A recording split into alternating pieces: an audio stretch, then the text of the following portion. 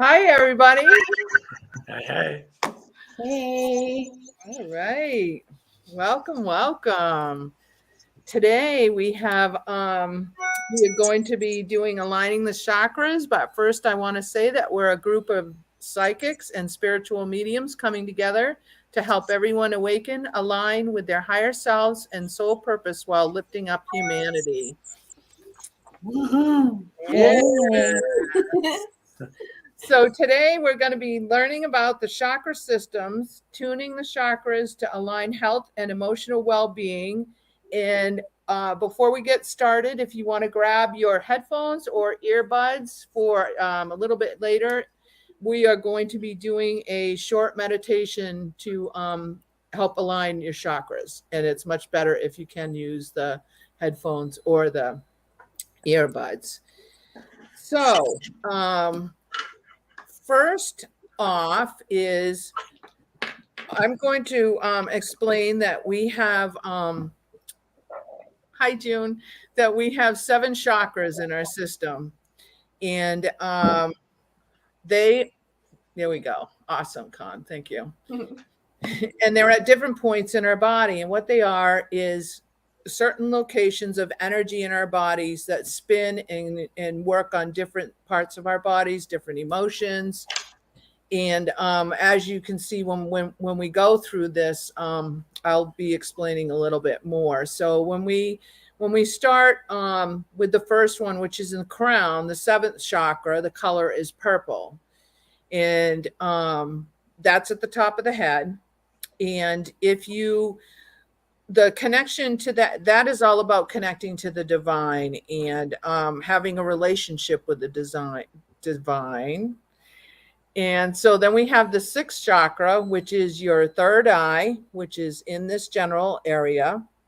And if you want to, while we're going through this, if you want to put your hand on that area, you will begin to feel the energy that will come through in these spots. And this is all about your insight, your clarity, your wisdom, and your intuition. The 5th chakra, which is the blue chakra, is your throat chakra. And that is all about expression, integrity, truth, and clear communication. The 4th one is our heart chakra, which is green. And I know there's a bunch of people in here that have been taking classes with William, and every now and then you'll notice that he will do this and I will do this and Con will do this. And what is happening is we're feeling that heart expansion, or we're wanting to put that heart expansion out to somebody who's sharing with us. And I always love doing that. I can truly feel that energy when I do that. It feels so good. Doesn't it? Yeah.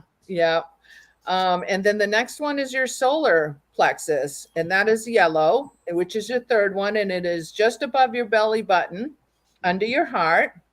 And that one is about willpower, motivation, and optimism. The 2nd chakra, which is your sacral, which is just below your belly button, is about passion, creativity, flexibility, and sexuality. And the last one, not truly the last, but last of what we're going to talk about today, is the red chakra, which is the root chakra. And that is vitality, stability, security, courage, health, and family.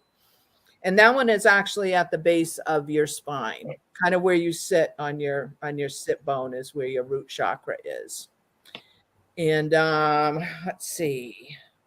So those are the connections. So when our chakras are out of alignment, it can affect those different parts, your wisdom, your intuition, communication. And so when we go in as healers, or even yourself, you can do this work too, which we're gonna, we'll talk about too as we go forward today. You can help to clear and align your own chakras. But when our chakras are not in alignment, the energy that's running through our body is skewed, and a lot of that happens from emotional trauma. It can be from stress. It can be from diet. It can be from conditions around you. And so it makes it very difficult to be able to so to say, live life on life's terms and deal with things that are going on if these chakras are out of alignment. So that is a basic explanation about the chakras, the colors, and the locations. And I wanted to stop at this point and ask anybody if they had any questions, the panel or anybody in the comments, if you want to put up a question, and we can help you with that. And yeah. Do you guys ever notice? Do you ever feel your chakras? Do you know if, like, do you realize it whether you're out of alignment? Especially, I'm looking at you, Jenny, as a Reiki healer. But do you guys ever notice that? Yeah, I can definitely tell when mine are out of alignment because I'm usually dealing with some sort of issue in those certain chakra systems. Like something's out of whack. I can feel that it's out of whack. Mm-hmm. And yes, Lisa is asking, can we use a pendulum over the chakra out of alignment? And that's actually what I do during my Reiki sessions with the clients, is to scan through the body with my pendulum. And my pendulum is dead on and usually tells me if somebody's out of whack. But a lot of times, just at the beginning of it and talking to them, I kind of already get a sense of what's coming out. But you know, when my root chakra is not in alignment, I'm not grounded. You know what I mean? I'm living in fear. I'm other people's emotions are getting to me, and all, you know, that's how I can tell, you know, the crown is when I'm not connecting to my divine. Again, I'm living in fear. I'm not living in faith. I'm not connected to my angels and my you know, my spirit teams to help me. Do you see a relationship between like your clairs being open, the different clairs, and how aligned your chakras are or out of balance? Like, would you say it would be harder to connect? I mean, it seems to make sense that it would be, but I've heard that, but I'm just curious, like, what your experience is with that. Yeah, it can definitely have an effect because the energy system that's running through my body is blocked in those areas. You know, like it will only come up to a certain point if my throat chakra is out of balance, or the lower half of me is out of balance, then I'm not grounding properly. I'm not, and therefore not able to connect as easily. It definitely makes a difference. Yeah, I know. Rita and I, we did a course. Actually, this was a long time ago. We did a course where she was showing us about chakras and alignment, and she used a pendulum as well. And at that point, like, she would see the direction of it as well. So we were shown like how it goes clockwise, counterclockwise, and then there was like a cross as well formation that would show up, like whether it was like stagnant or blocked. Um, Yeah. and Yeah. that was something as well. Can you talk about that, about the direction of chakras? Well, from what I have learned and my feeling and what I experience in my body, when my chakras are in alignment, they are left counterclockwise spinning. And it's not something I can see. It's just something that I know. And so not necessarily when they're not in balance, they're spinning clockwise. For me, they're just like, I almost feels like mud, like they're just stuck. You know what I mean? There's no movement one way or another way with it. So that's for, you know, but, and everybody's different how they sense things, you know.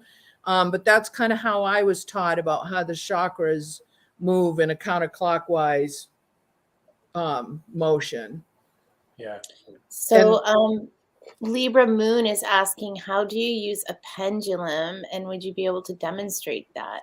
Yeah. So I actually have a pendulum here. And what the other thing to remember too is when you're using a pendulum, everybody's yes, no, maybe, or nothing are different for each one of them. So I don't know if you, there we go. Okay, so you guys can see it. So a no for me is straight, is not moving at all, right?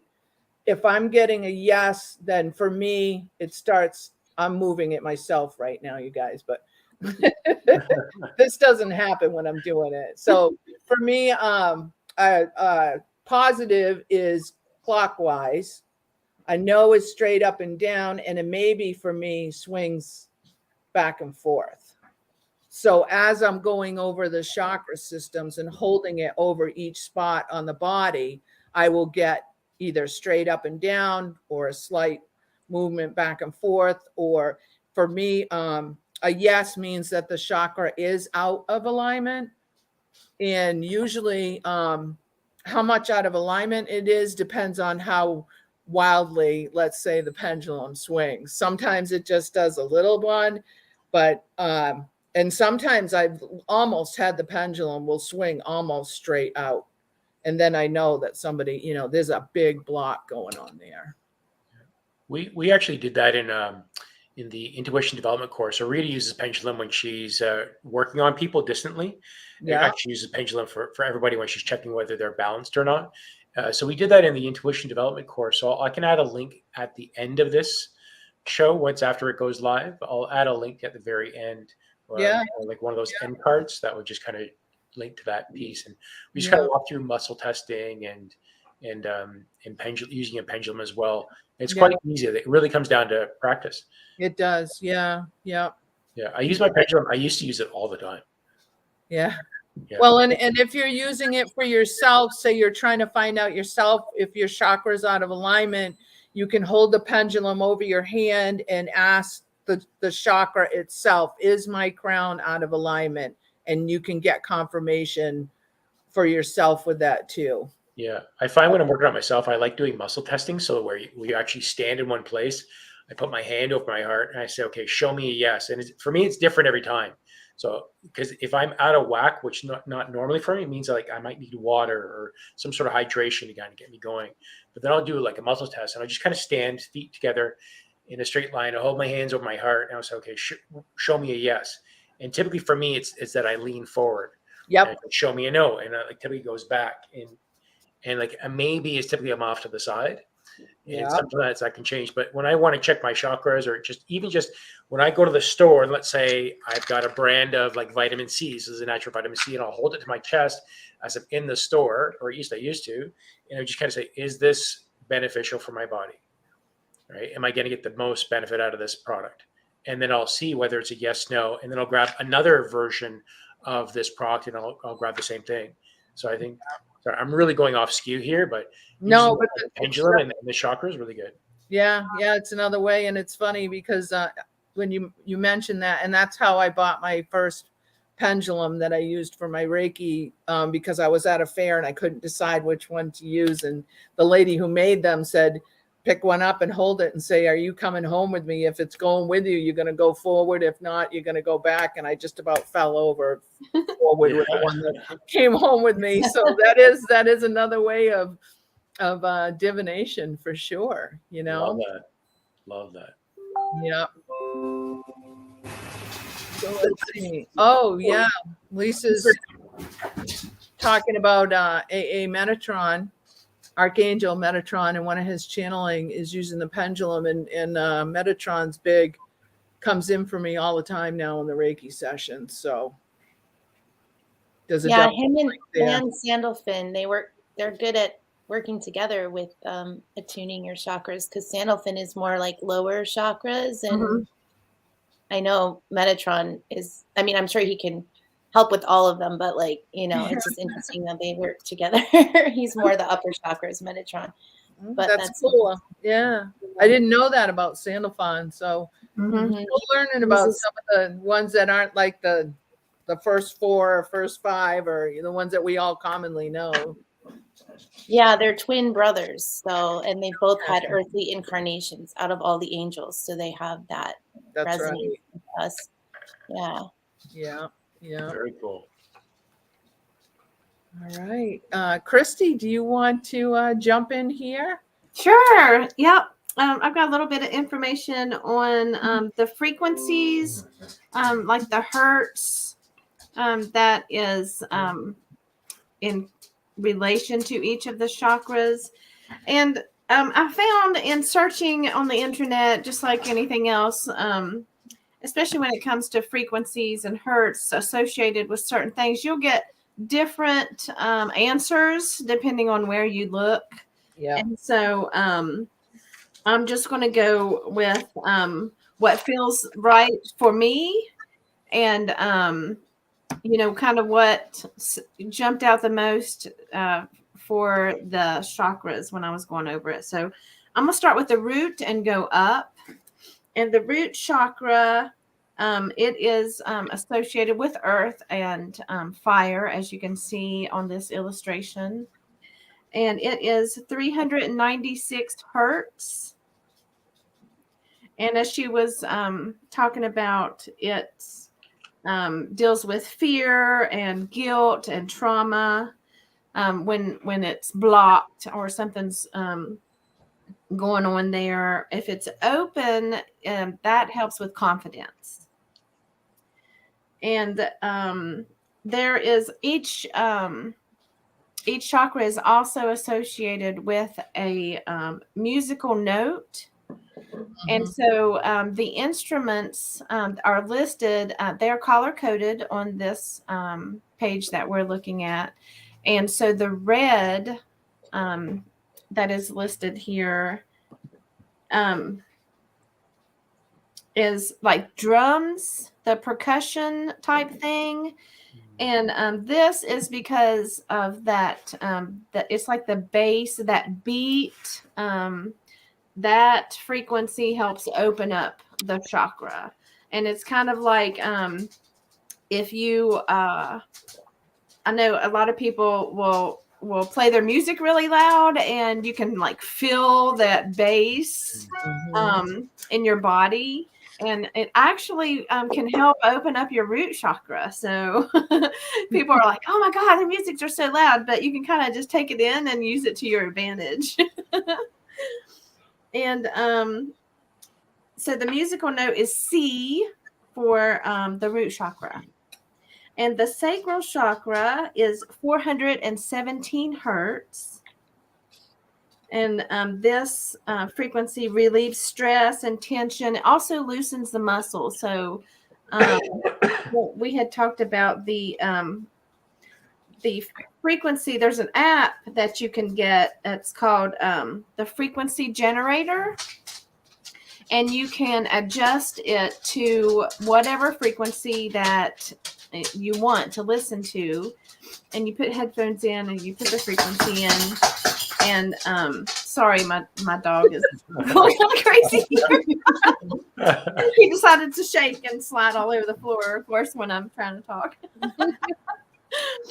But so the sacral chakra, musical instruments is trumpets, pipes, and electric guitar. And this is like instruments that are hollow, that have that opening, and that helps open the sacral chakra. Some things that if it's blocked, you will you feel like you have a lack of control. Things are kind of out of your control with this chakra if it's blocked. And on the solar plexus, the musical note is E, and it is 528 hertz. This deals with anxiety, pain, pain relief. If you listen to the frequency, is pain relief, and it can also help with weight loss. So it's something new I came across. I hadn't seen that one before. No. Hi, Doc. Welcome. Sorry about this delay. Hey, Doc. If this your solar plexus is open, you will also feel confident, and you'll be able to express your true self more freely. It'll become more natural to you. If this is blocked, you'll feel shame and a lot of self-doubt. So these are some emotions that come with when these chakras are blocked. The heart chakra is the F note. It is 639 hertz.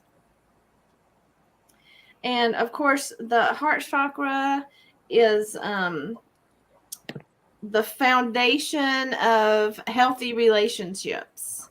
So, and it's like our connection to everything. And the heart chakra also works as a bridge between the upper chakras and the lower chakras, because we have 3 above and 3 below as we are at the heart chakra.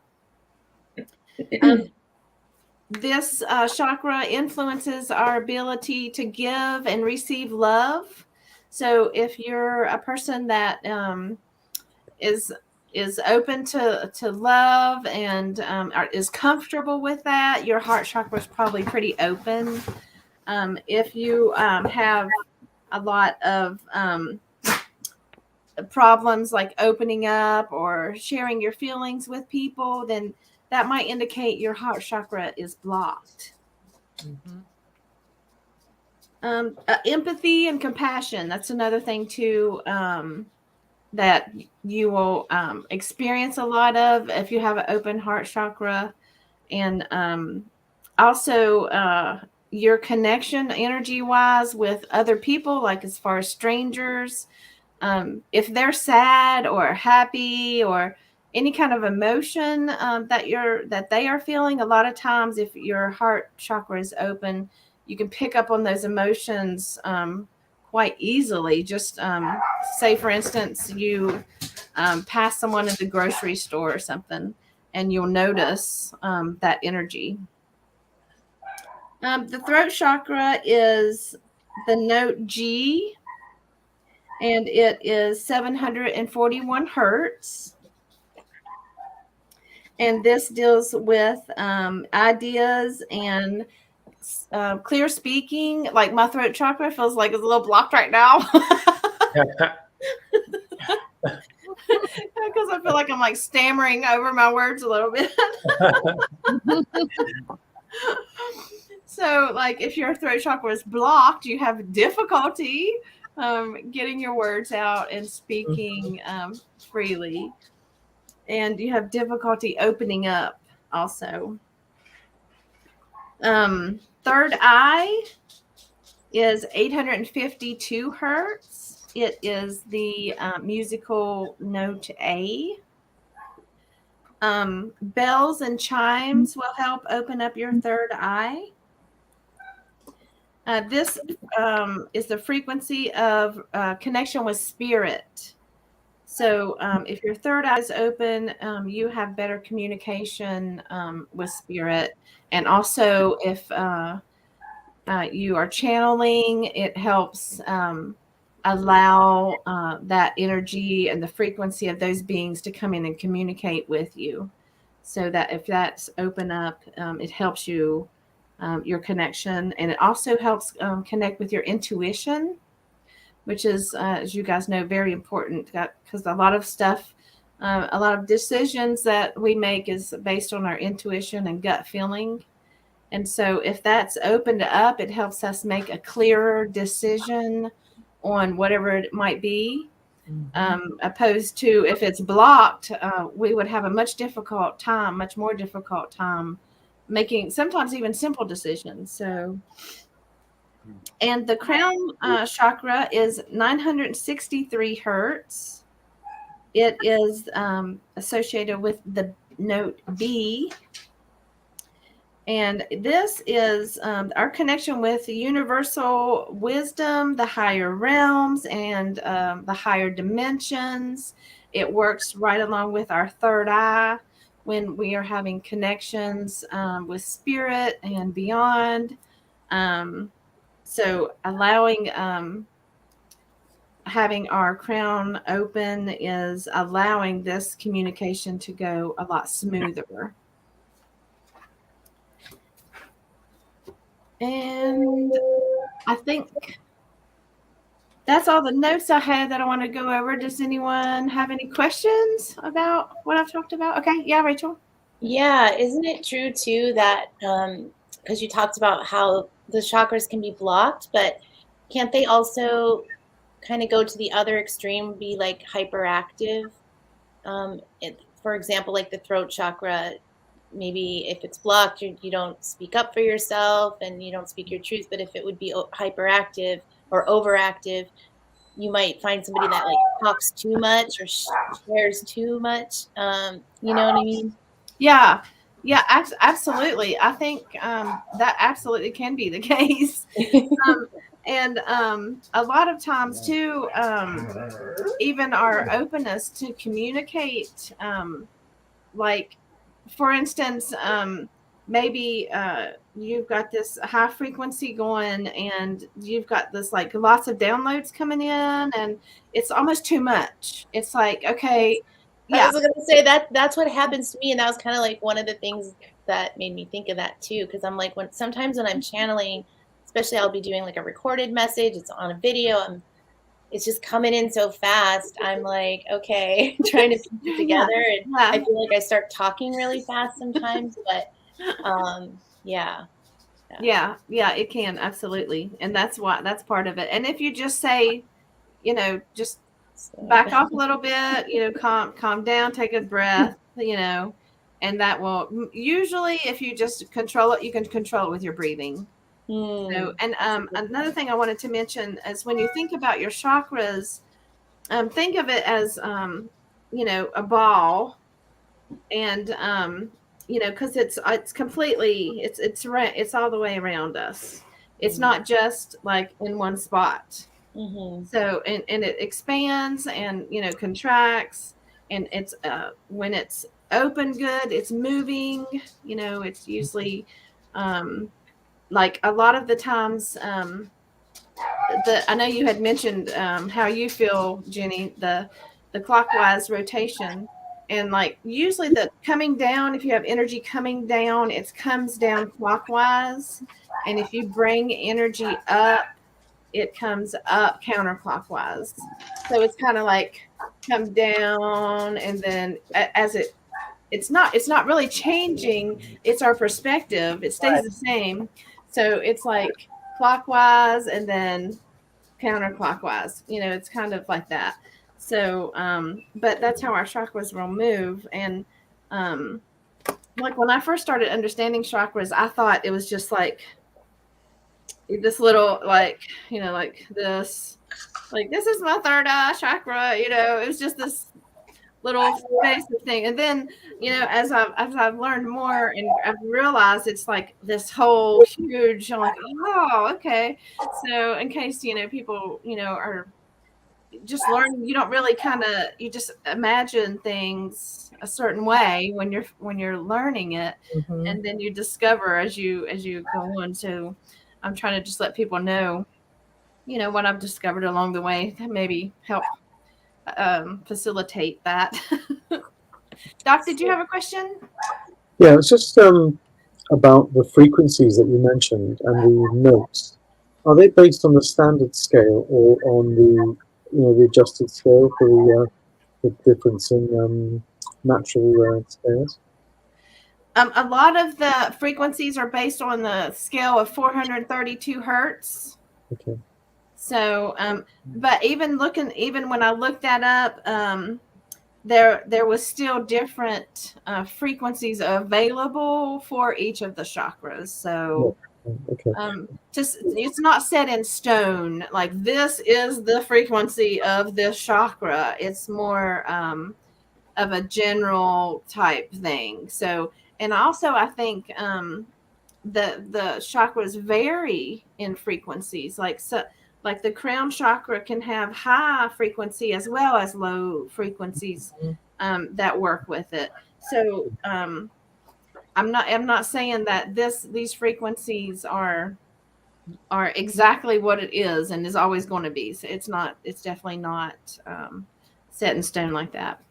Okay, that's fine. Thank you. It's just that when you look at, for example, certain bowls, they have different labels attached to them, either in terms of frequency and or maybe colors or even chakras. And I'm a bit ignorant of these things, but I'm just wondering, from a musical perspective, a pure tone is just a very tightly defined frequency, as which you've mentioned. But when you hit a bowl, you get a multitude of frequencies coming, and it's not just one; it's a lot of them, and they sort of swirl around and so on. Right. I'm just curious to know in terms of those reference points that you had, which they were. But I accept there's a range. That's fine.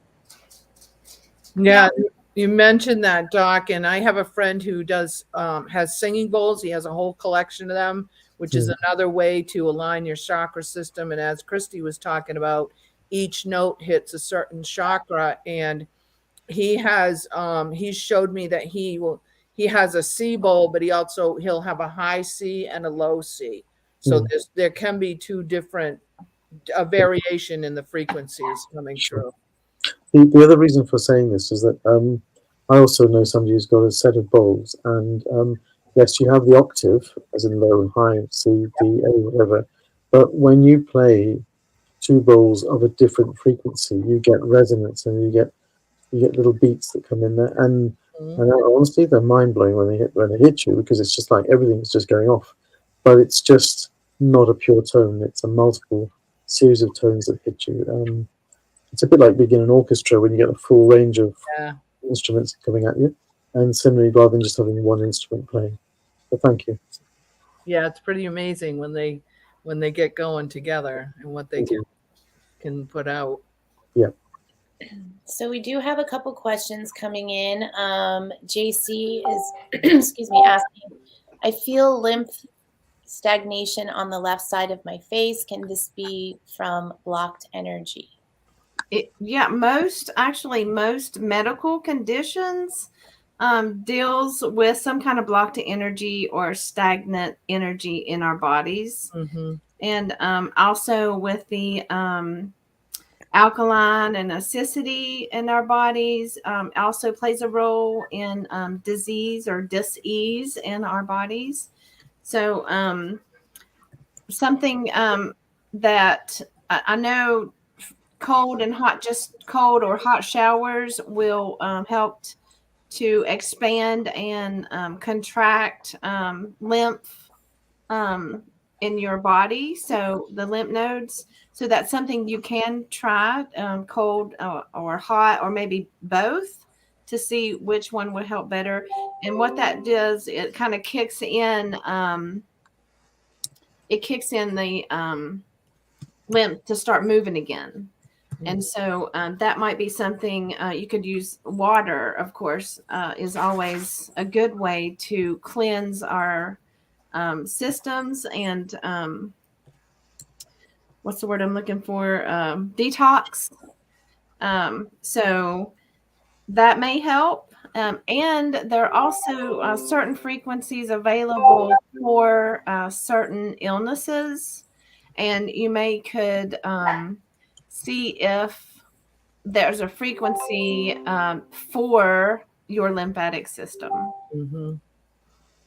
So, I was just tuning in as well to the side of your face there.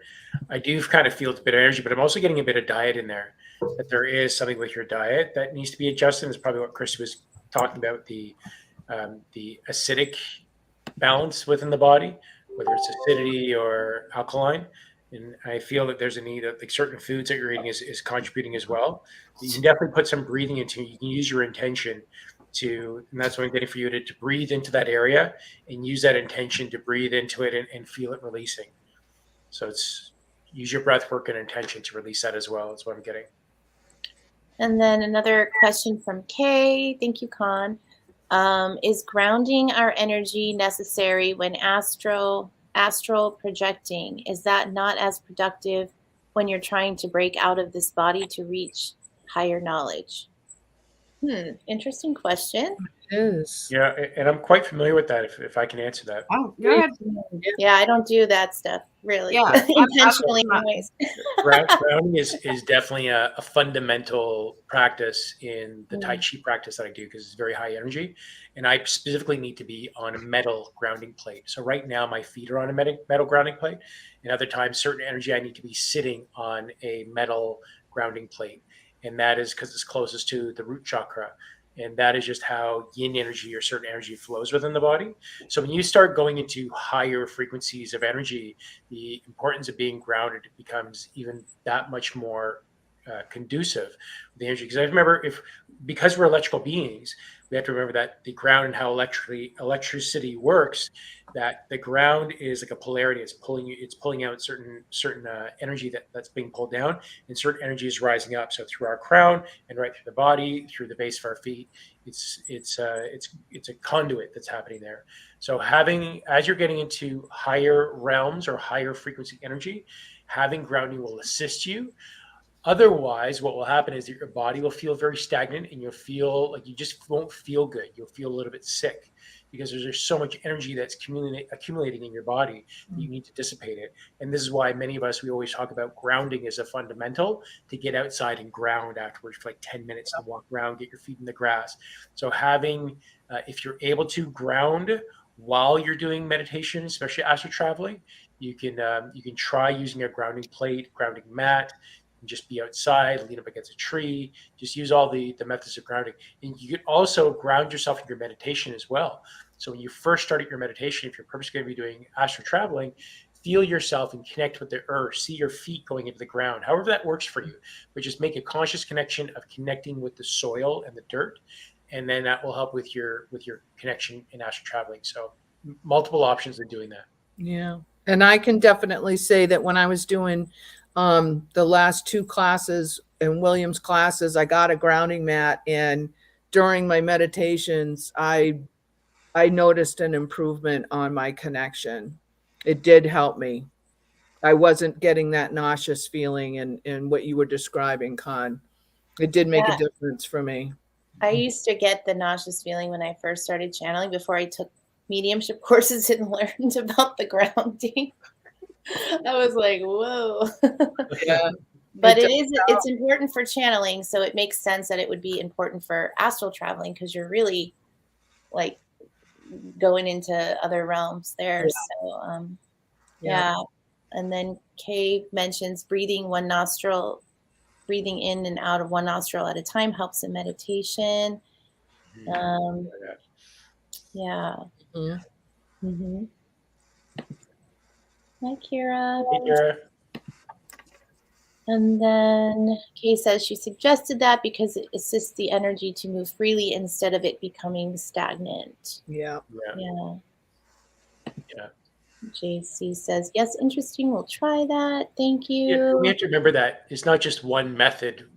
See what works for you, what resonates with you, what connects with you. And what method we're using right now might change over time and evolve. And maybe it does go into the breath work. Maybe it is intention. Maybe it is actually being on a grounding mat or being outside.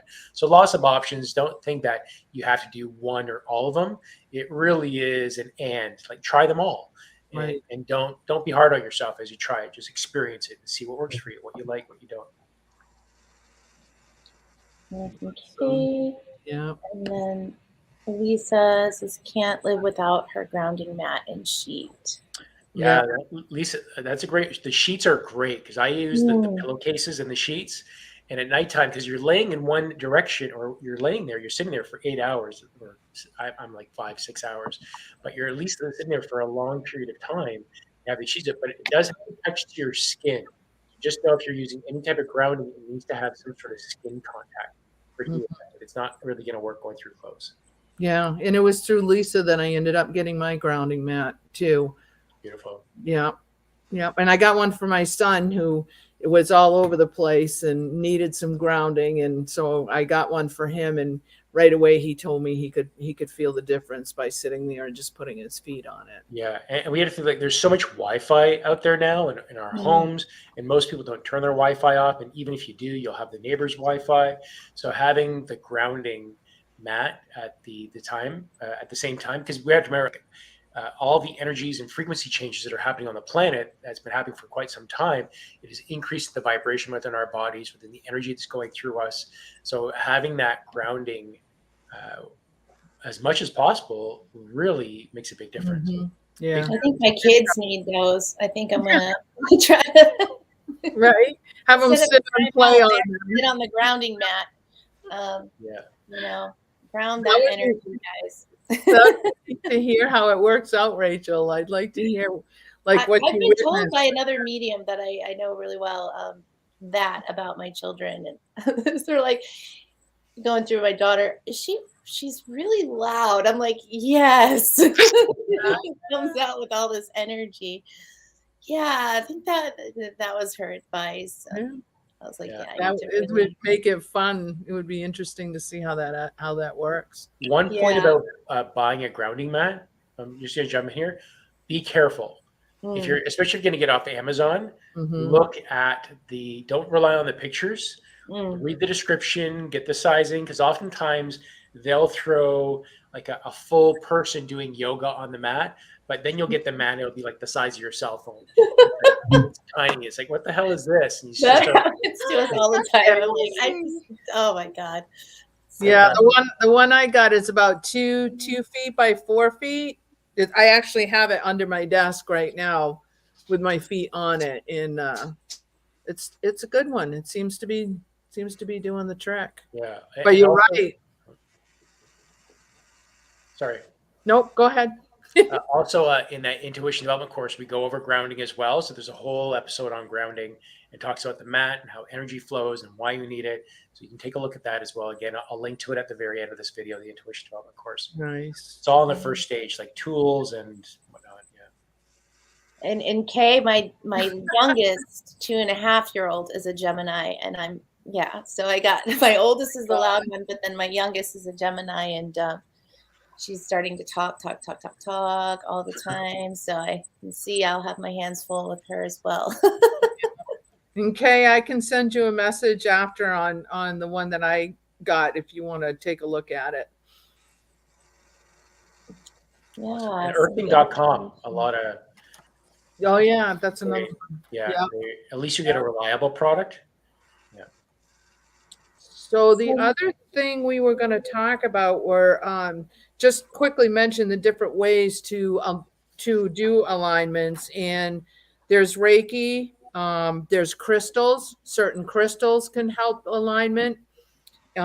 Singing bowls, we mentioned that. And tuning fork is another one. I use that in my Reiki sessions.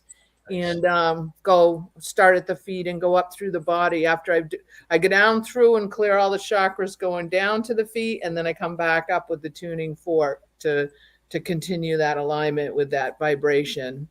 And another one is binaural beats, and I don't know if anybody's heard of that, but you can find those on YouTube. There's a lot of people posting that too. Just be careful about binaural beats that you get on YouTube, because YouTube adjusts the compression that happens on there, and it's not going to be a true binaural beat. It adjusts and changes it. So what you get on YouTube is not. It's very different from what you're actually going to download. So just pay attention to that. Yeah, I mean, we're trying out, but yeah, no, it's not. It's not the same. Yeah. The one of the singing bowl people that I go to live sessions with. Well, we were until COVID, and now he's doing them online. Has now put binaural beats behind the singing bowl session and has included it with it, and it just added another layer of transformation in the energy that was coming through. Nice. But he's also a musician, so he has all of the equipment to probably take care of what you were talking about in the way that it's coming through. So you kind of touched on a question that I had about my question is, what's the difference between doing like an online session with somebody and then like an in-person session? Do you see a difference in that? I honestly don't, Rachel, because it's all energy work. And that's one thing that I've been trying to express to people, especially since COVID hit, that energy healing, chakra alignment can work remotely and in person. It's great if you can do it in person, but it still works to be able to do it remotely or online, because it's all about energy.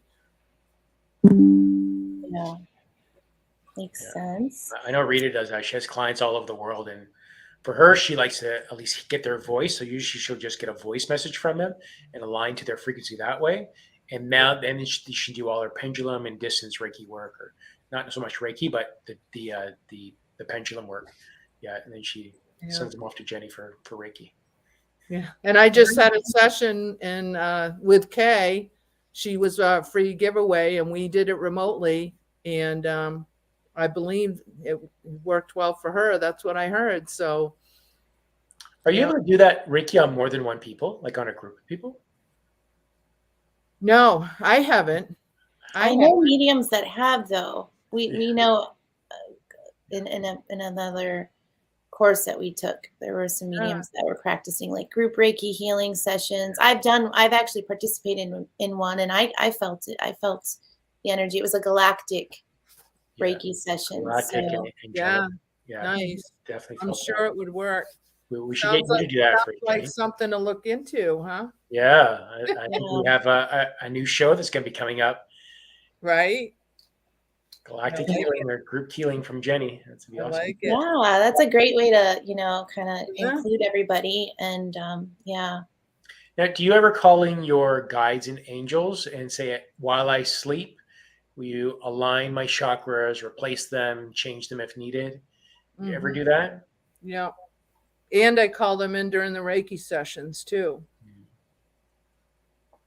I've kind of set that as a blanket statement that says, whenever I need my chakras aligned or put in place or replaced, do it while I sleep from now on.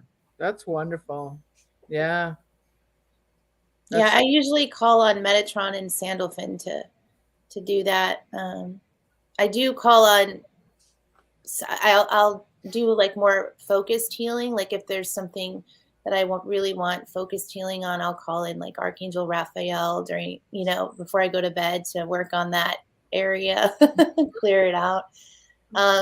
Yeah, but I use it on my kids all the time. I mean, I call on angels if they've got any kind of thing bothering them. I'm like, let's call on the angels right now. And we do it together. And I even tell them to do it themselves, to ask them to come in. And they always feel better. If it's a nightmare, Archangel Michael, just get that image out of their head and he clears it up. And yeah, it's helpful. I love that you're teaching your kids this. Yeah.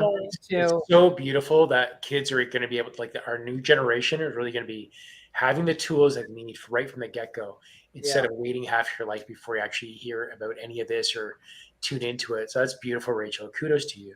Oh, thank you. Yeah, it's important to teach them. This is an interesting question that Kay's got there. Oh, I missed it. That's okay. There we go. Yeah.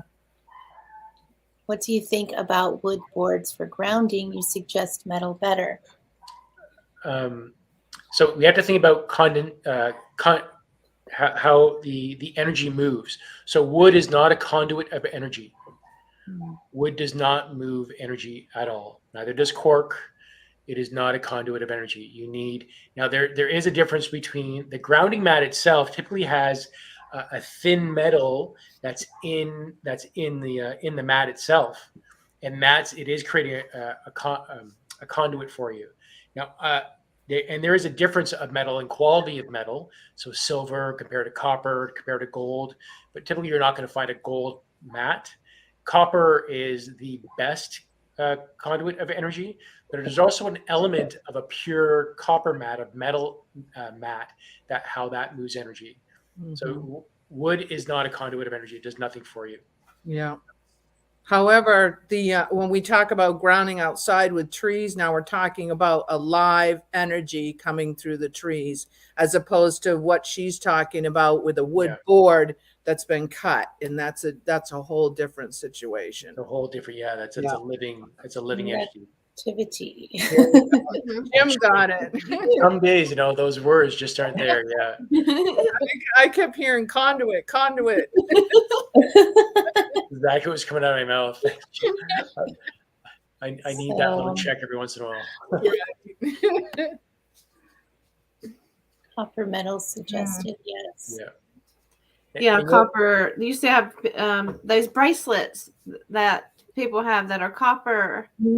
Have you guys seen those? Yeah, now that you mention it, I have. Is that like for motion sickness or something?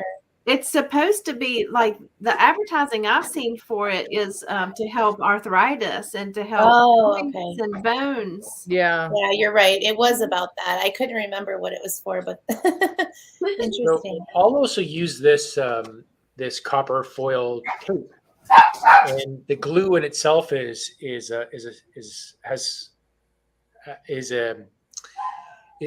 like dual conductivity.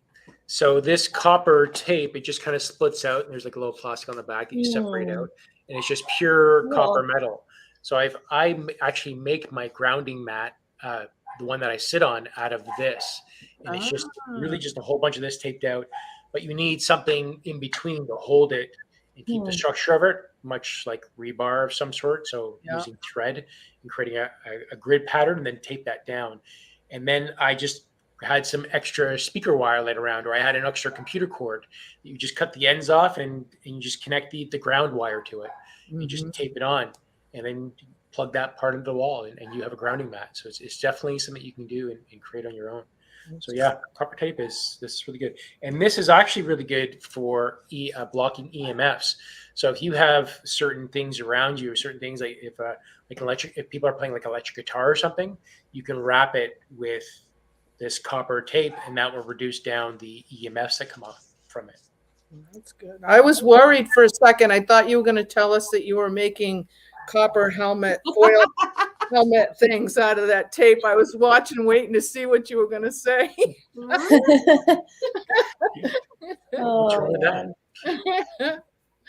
No judgment. No. If somebody wants to wear a copper tinfoil hat, they can wear it. No, but I was so curious when you put that up. I'm like, what is he going to do with that?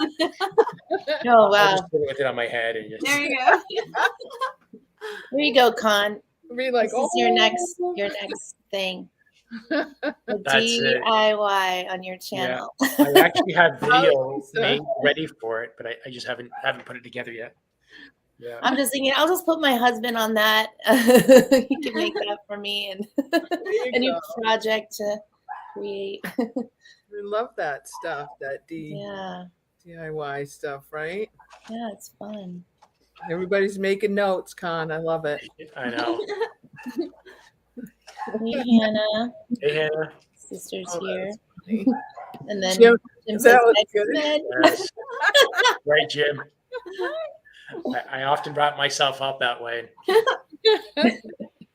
Rita doesn't know what hits her when I come out that way. Yeah. Oh, that's what we all need. Those when we come on, we can be like. Yeah.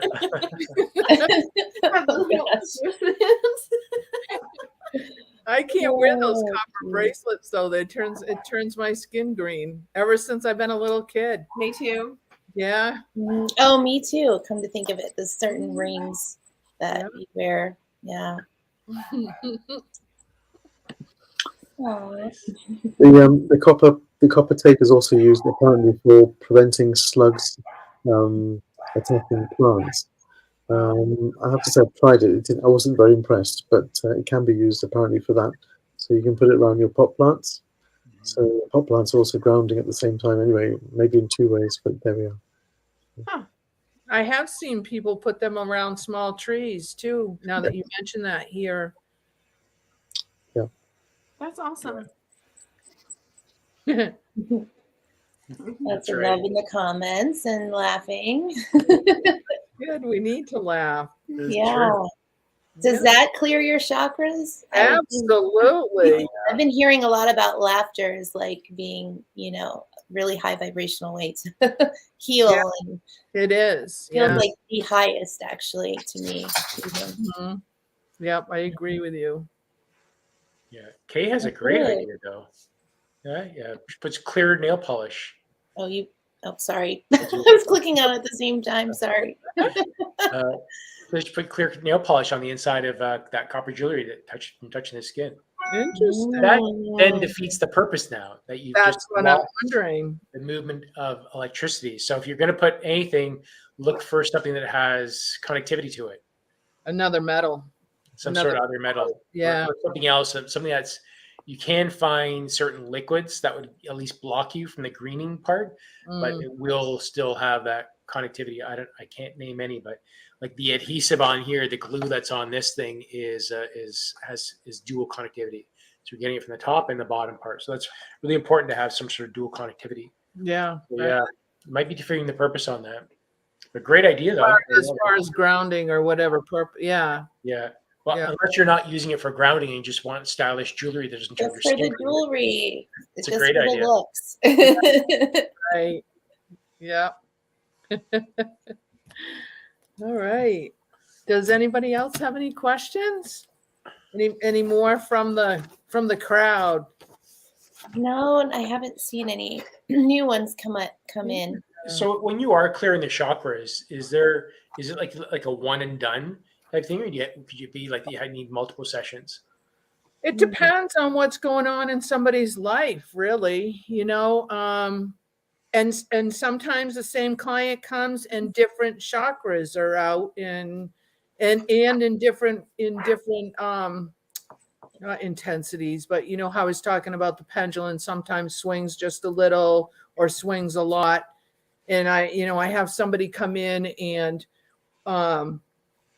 say their crown chakra's out and then their heart chakra's out and they need grounding. I'm seeing a lot of crown and ground right now is big, is huge. Almost all, well, yeah. Every client that's coming through, those are the two that are always showing up. Very rarely am I not seeing anybody with crown and root. So, but there's the difference in, I guess in the amount of time that goes into a certain area can be reflected in that, but it can change. And sometimes they clear up and they stay cleared up. They do. So Yeah. Lisa has a question. Jenny, can you give us a chakra clearing with crystals that we can do at home on ourselves? I was kind of curious about this too earlier. I thought about that also. Well, basically what you would want to do, and I don't have the list in front of me, but the colors of the chakras are the crystal colors that you would want to use to do this with.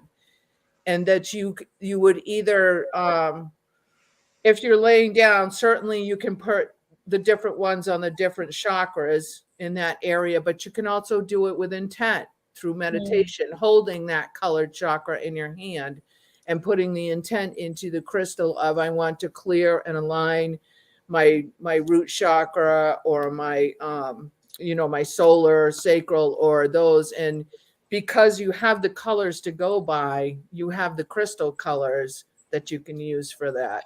And that's how you could do that with the crystals at home. When I use the crystals during my Reiki sessions, I'm definitely cued in on the colors. And I actually have, which is really cool, my son gave me their tarot cards of crystals, and it has a whole range of all the colors. So before my clients come in, I now pull a card on a crystal that's going to align with them. And it's, of course, they're associated with colors. So, today's client was about blue, which was throat chakra. And so that's, I had blue crystals out to work with that client today.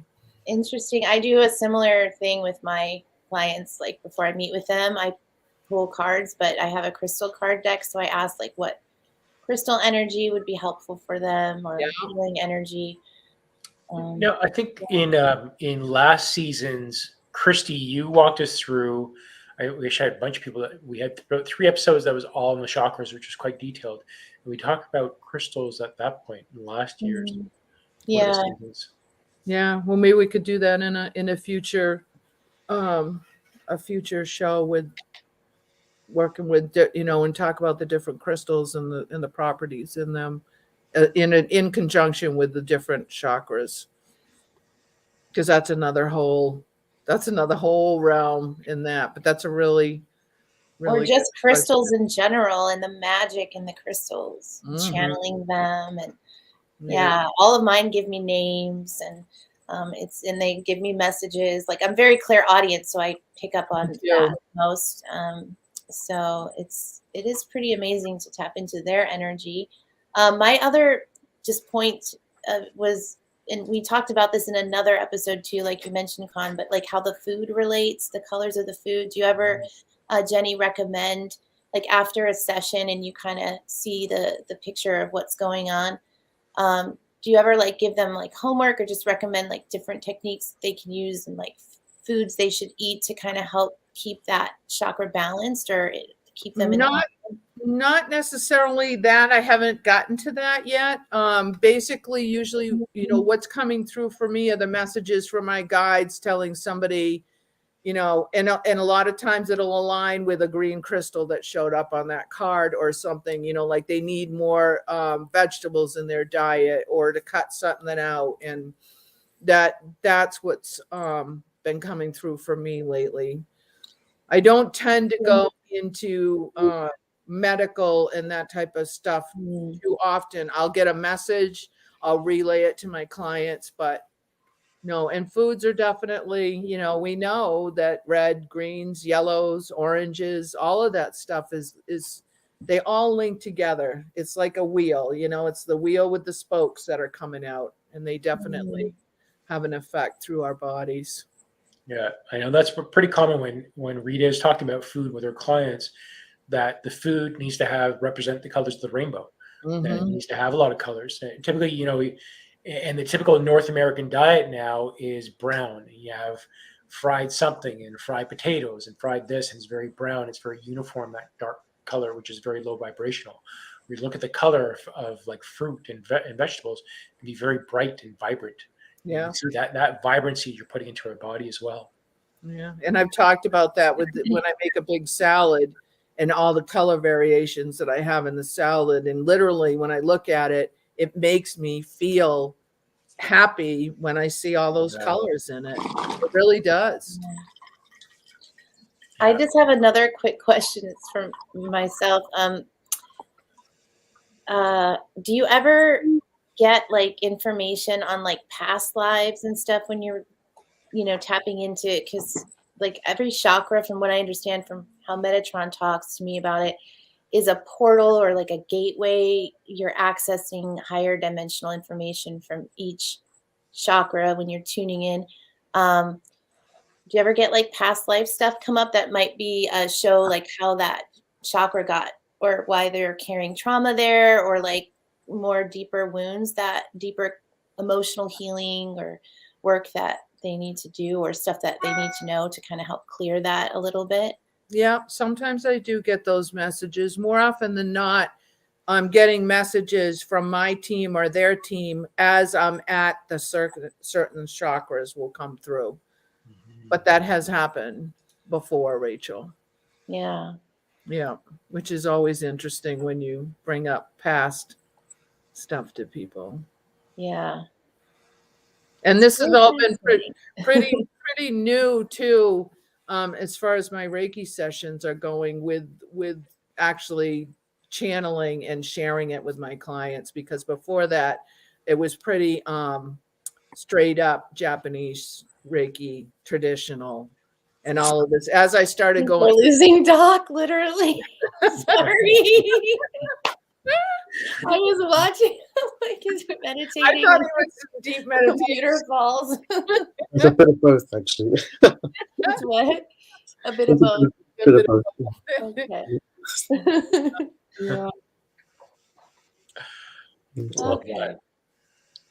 Do we have a meditation? Are we doing something? Yeah, I guess it's time to get our headphones ready. Yeah.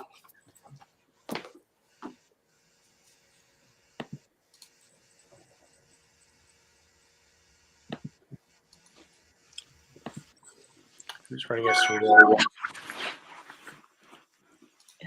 Oh, a little bit of difficulty here. There we go.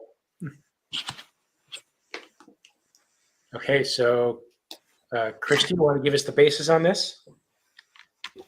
This is actually from Jonathan Goldman. He is a sound and frequency healer. And this is his 7-minute chakra tune-up. It's awesome. It's very quick. And he uses his voice. And if you want to look him up on YouTube, he has several different videos available, and he has these awesome frequencies. He's got like heavenly harmony, and they're like a couple hours long, and you could just like I will turn them on and just have them playing in the background at the house when I'm doing something. They're very good. So, and you'll see when you get through this, because you'll be able to feel it. He's awesome. You'll find actually a link to this in the description, referencing Jonathan Goldman as we attribute this to the author. A link to this. This is actually a free video that, as Kristie said, that you can download yourself. That they give an MP3 you can download, but you'll find a link to this in the description.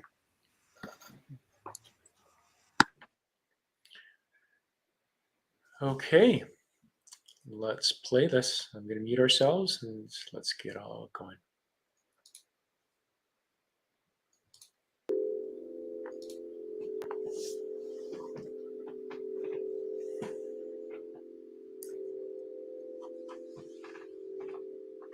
First chakra. The vowel sound is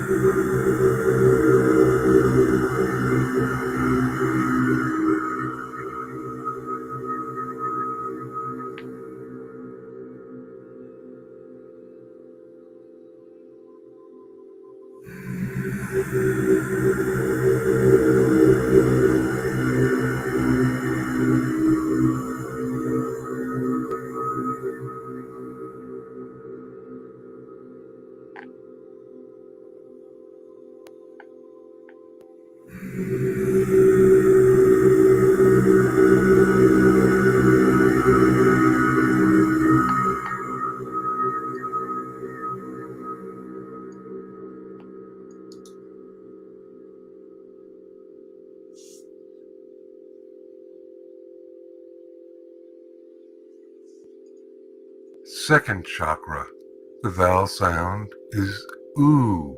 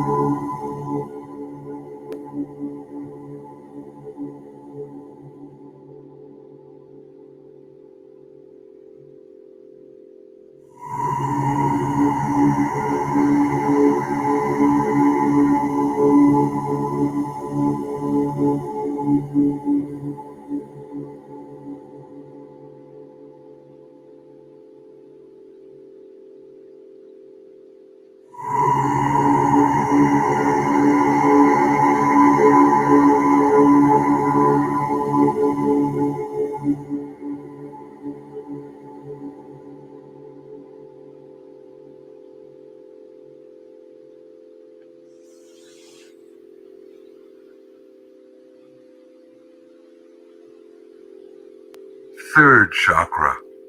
The vowel sound is O.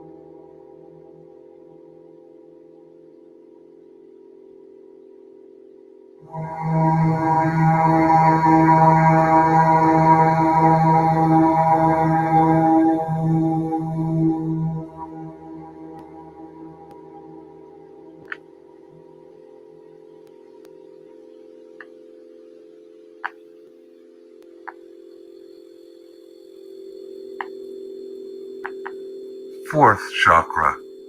The vowel sound is ah.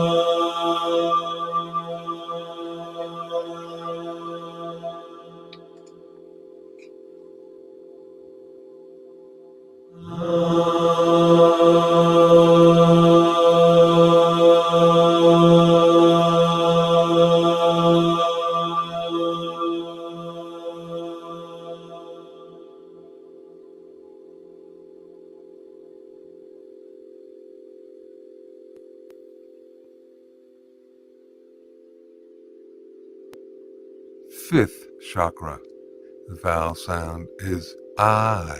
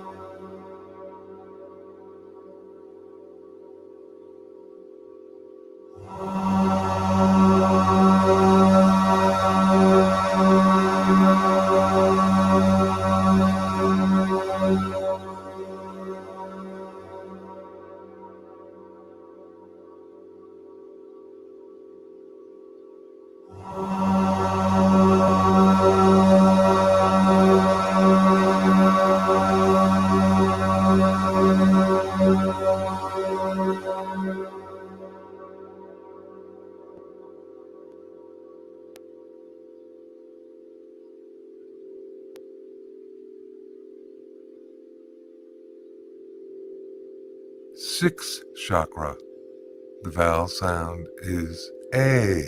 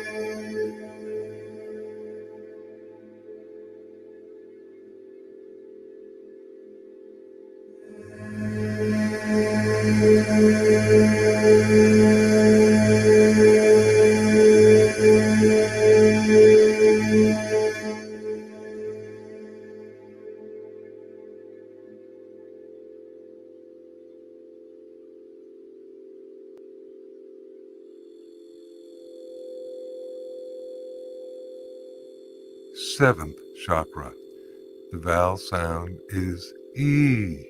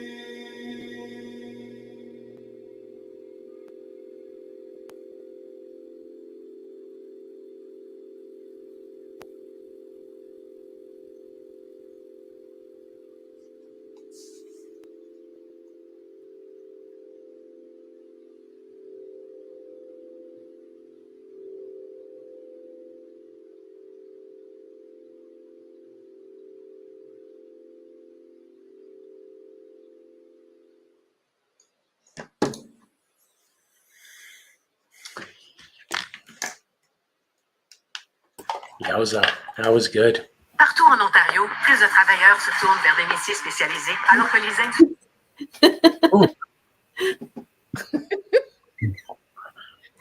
That was powerful. That was great. When you let yourself go and just allow it to come in, you could feel it hitting the different chakras. At first, I thought, oh, maybe I'm directing this, but ultimately, as long as I kind of release myself and just allow it to come in, it showed up where it needed to show up. Yeah. Very The other thing you can do too is, if you feel inclined, you can hum along at the notes of the chakras while you're in a meditation like that, and it will actually enhance the vibration that's going through your body. I might say everyone just make sure you have some water and just take a nice little sip Exactly. to help with that. Yeah. And for a couple days where we just jumbled things up, I always tell my clients that you're moving a lot of energy around when you're working with sounds and vibration, and it's good to have extra, even though most of us are still drinking a lot of water, more so probably than we used to, but a little extra after something like this today. Yeah, beautiful. That was really powerful for me. I mean, are we going to share about that, or I'm not sure what we're. Yeah, why not? Yeah. Yeah, we have time. So yeah, I definitely felt like each sound with each chakra. So for the root, it was like I was feeling a lot of energy in my legs. With the sacral, I was feeling mostly on the left side. So sacral and solar plexus felt very similar. What I was feeling was on the left side of my body, my like abdomen, like heavy energy kind of just starting to move around. And yeah, and then what else? Let's see. Heart, I felt like all through my body, like just right as soon as it came up, it was like different parts of my body just like lit up, like my cells just like came alive. The whole time though, my crown was just like very tingly the whole time. So, and then throat, felt that here. So it was really helpful that you explained, Kristie, about how the chakras aren't just like a little point in one little spot in the front. It's like you feel it all around you, because I could really, that's how I felt it. So my third eye, I actually felt it all around the side of my temples and ears. That was heating up. And in the crown, I was getting like, and in certain chakras, I was getting images of certain guides. So when I got to my third eye, I felt Buddha come in. And then when I got to the crown, I felt like Merlin kind of coming in with his like flowy cape and, you know, all this stuff and his little staff and kind of Melchizedek energy with that. So I wanted to share that too, that certain guides that we connect to, ascended masters and angels, have a certain color frequency that we connect with them on, or that they're of the certain color frequency. So that can also, I guess, like certain guides would be more helpful for certain chakras if you're working on opening them, aligning them. So anyone else want to share? Con? I'm just noticing Grace's message here. She's talked about how she actually put her phone on each chakra in order for the sound, and felt the vibration pretty strong, which is really cool. Ooh. And I still feel a lot of energy, especially my lower three, and it almost does feel like the energy is stagnant. So I'm using actually my breath right now to draw it up to my crown. I'm exhaling it out from my crown, much how I do like an emotional release. So I want to make sure that energy is moving right now. So I'm just going to pull it up, and this actually will create like a bit of a Torah effect, where the energy is come to the crown and it'll come back into the root, and just create this, which is all living vibrations, living frequency has that Torah around it. Much like if you look like an apple, that bulbous, it sinks in. That's what's around us right now, and I can feel that very much. But I need to move it with my breath, because otherwise it's stagnant. I can really feel it in my solar plexus, my sacrum, not so much my root, but a little bit my root, sacrum, but especially my solar plexus right now, a little bit in my heart. So it's heavy, and I have to move the energy. It's quite sitting there. It's interesting, Con, that you just said that, because I had like a major download from Metatron. I was like channeling it out, and my husband was like, "You're blowing my mind right now." Just like, like I can't even handle this information at this time. It's just like, woo. And I was like, it just like came out of nowhere. We were talking somehow about like the heart chakra and the toroid. I was seeing this image of the toroidal field. I can't say that word very well. And it comes from the heart. It's the electromagnetic field. And I'm trying to remember like even what was, but it was something about like being heart. I can't remember it now. I'm sorry, it's not coming to me if it comes to me, but it would have to do with like some deep like realization of how if you have a heart, it's like you have there's a certain level of consciousness that comes with beings that have a heart, like a physical heart. It was like maybe 3D consciousness. I mean, there's insects and there's things that like they have like a heart, but like I don't know. It's just there was some kind of dramatic revelation that came out of that conversation that felt it's hard to recapture in this moment, but just interesting that you brought that up, because I was like, I had this remembrance of that. Yeah. Well, that's typically what the Kundalini exercise is. We use that breath to drop the lower three chakras up to the top, and that actually that breathing exercise you do actually pumps the sacrum. And so every time we take a breath, the sacrum does a bit of a tilt, and we exhale, it puts it out. And every time we get that pumping action, typically throughout a full day, we'll have the cerebral spinal fluid kind of rotate and move in twice in a 24-hour period.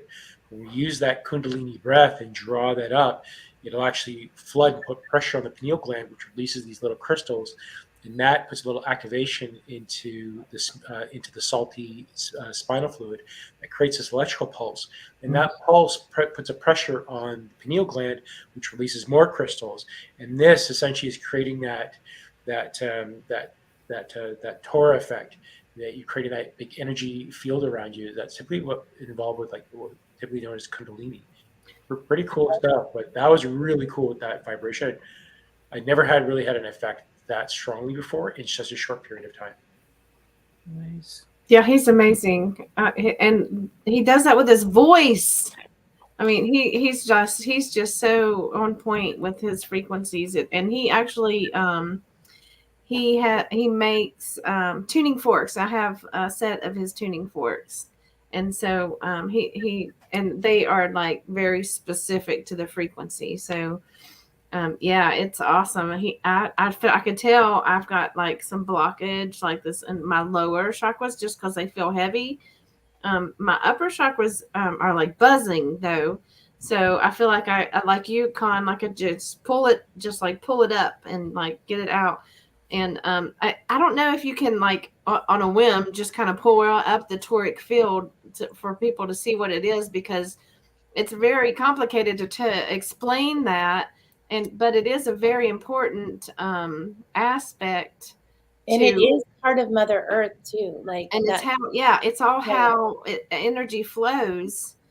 And what I always do is imagine myself as the core of the earth and and especially when I'm trying to like get energy moving through earth, and like, especially if I'm doing some kind of healing or something like that for earth, is like put myself as the core and then imagine the toric field, out around the outside of the earth and back in. So it's kind of like I'm in the middle, and it's like this whole, but it's hard to like picture that or imagine that if you don't know what the toric field is. So I don't know if. And that was actually the part of the download. Like, so just through you talking, I'm remembering more. He was showing us the connection between the hearts, our heart, how it is holographic, the micro and the macro of the heart of Mother Earth. So when we connect in like visually like that, and we're healing like that, what you were saying, Kristie, is how we are also helping to heal Mother Earth. And that's how our hearts are always connected, because we are literally, our bodies are created in the image of Mother Earth. Like, she also has chakras and chakra points on her. And so it was just a beautiful experience. It's hard to put into words, but it's funny that I almost like I got the download, and then now I'm getting the second part of it through you guys. So that's pretty cool how we're That's all neat. Yeah. Not surprised, Rachel. It was like out of nowhere. That was just funny. But I'm glad I was able to clear that up, because I was wondering, I'm like, what was the download? But just give it time, it'll come. Is this what you're talking about, Kristie? It's similar. That's kind of what that's kind of what the toric field is. It looks like that too. There is some and I know what you're talking about. It's just a matter of trying to find it. I not very. Maybe we could like pull it up next time, and I'll find a good one. And if an animated one is the best one, because for the longest time, I heard people talking about it, and I couldn't get it in my head exactly what they were talking about. And then one time I came across this animation of the toric field, and I was like, oh, it finally came together for me. So maybe it's. I'll see if I can find that I animation. found one. I'll just show you the electromagnetic field of the heart, which shows that. Hold on, I'll send it to you in a second. You can just share it on the screen. Oh, I can. Oh, hold on. Just give me a sec. Do that.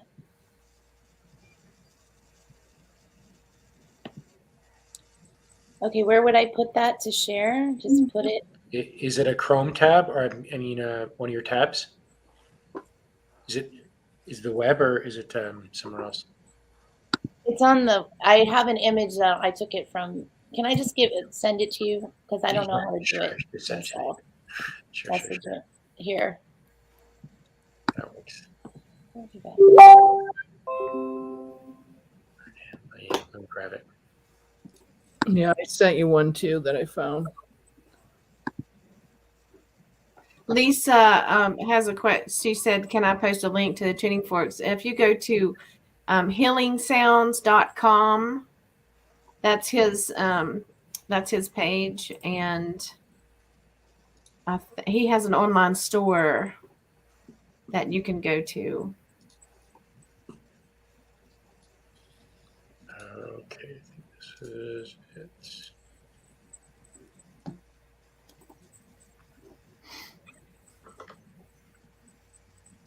Yeah, that's the one I was looking at. Right there. Yeah. Yeah. You see how it's very much shaped like an apple, or like most fruit. It's everything living has that energy. Yeah, love that. Yeah. So there's all kinds of different tuning forks that you can get too. And the first one I got to start with was Om, which is the universal sound. And that's the one that I use during my Reiki sessions, if you wanted to start with one.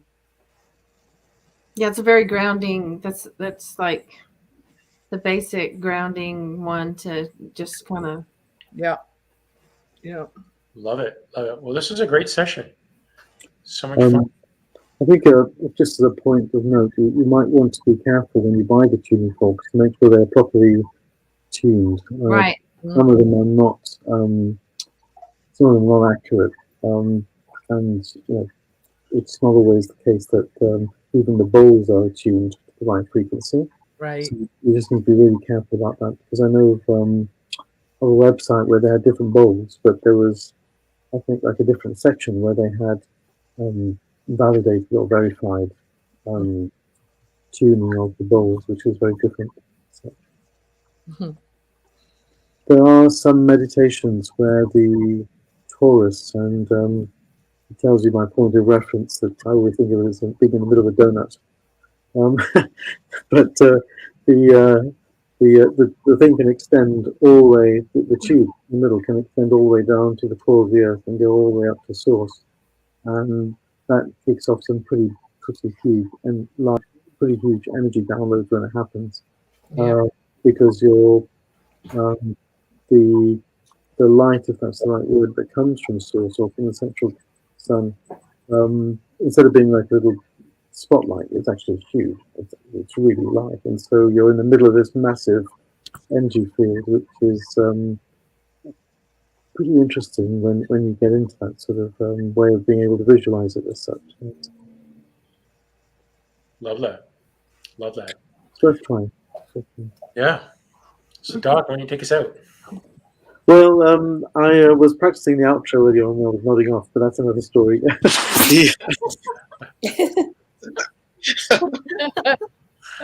Sorry, folks, that was a bit of a senior moment there. But, anyway, just like to say, without the script in front of me, thank you all for joining us on this lovely evening, or even afternoon, wherever you are. And those tones were absolutely fabulous. They certainly, I'm sure, made a lot of us, if not all of us, feel different energies at different times on that basis. Now I'm scrabbling to remember what we got for next week. I think it's a potluck. What's it saying, Claire? Practice Section. Yeah. That's the one. So we'll be limbering up all those practice muscles for them, and we'll look forward to seeing you then. Yeah, and we're going to be doing, again, after all the practice sessions, we're going to be having another draw for each one of us for readings or connecting with us for a free session. So there's at least 5 sessions to come out, so make sure you join us. And we don't know when we're going to do the draw, so you got to join us and be part of it. Thank you. Before we sign off, I'd just like to check with the team. Have they got anything planned for next week or over the next week? I'll start off with Jenny first, who's the top left of my screen. I'm this close to launching my YouTube, so I'll let everybody know. Fabulous, thank you. Over to you, Kristie.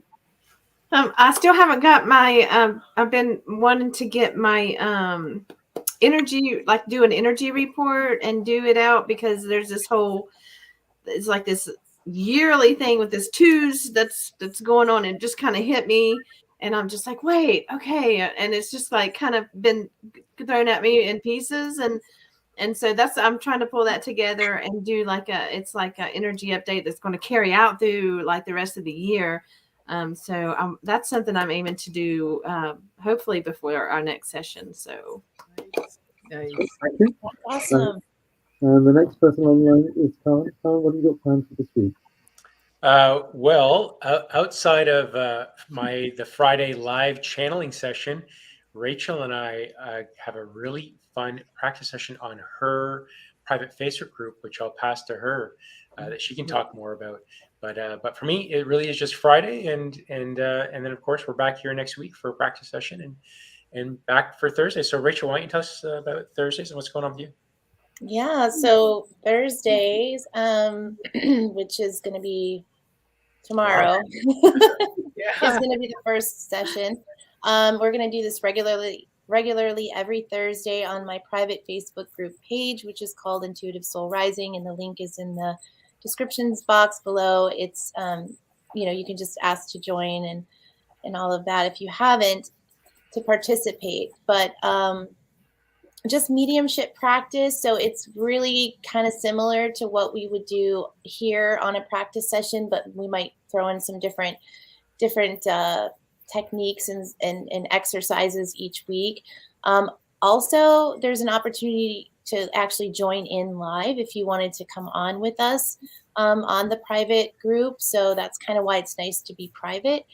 And yeah, so it's a lot of fun. We used to do these together when we took courses together. That's kind of how Con and I met, and we started to practice together in this way, and it was just a lot of fun. So I definitely recommend joining in. And you'll grow a lot too if you go on live with us. I feel like that's really where it's at. But yeah, you'll participate in the comments too. So yeah, that'll be fun. And then other things for me is just my YouTube channel. I seem to be coming up with a lot of content and being guided to produce like a lot more videos than I even thought I was going to be doing at this stage. But it's been a lot of fun. So I'm on Instagram now. I'm on Facebook, and I'm on YouTube. So you can find me those places. yay. Awesome. That's great. With a bit of luck, I'll be hopefully redoing my video again, but that's for later. I'll just wait for Jenny's example first, and then I'll have a little think again about what I've missed out. All the other folks who are posting on the YouTube side of things. But apart from that, I think my biggest challenge for this week is getting adequate sleep, because suddenly it's all catching up. But here we are. Anyway, on that note, folks, I hope you have a fabulous week ahead, and stay safe and keep putting out those positive vibes for those troubled places in the world who I won't mention. And it's not just for those people who are troubled, but it's all for the other people who are also participating in that drama, but they also need as much love as we can get out. And on that note, good night. Cheerio. Bye now. Bye. Thanks, everybody. Love you. Guys. Bye.